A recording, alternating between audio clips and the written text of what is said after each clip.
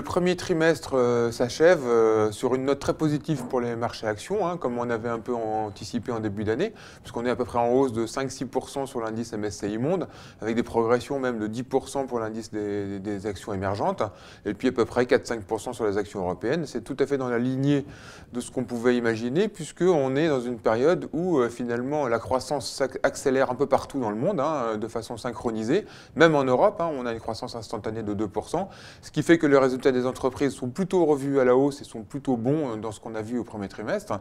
Et puis, on a des banques centrales qui ont bien balisé le terrain sur une remontée progressive des taux aux États-Unis.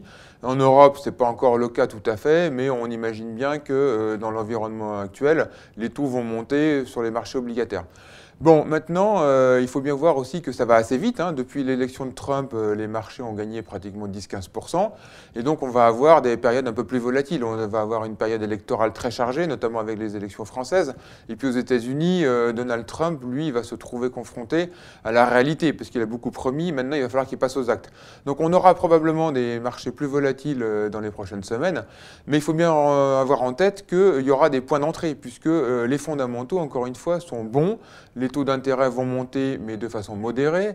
Les entreprises vont faire de bons résultats et les valorisations d'ensemble des actions sont tout à fait convenables, avec des dividendes qui sont pérennes et intéressants.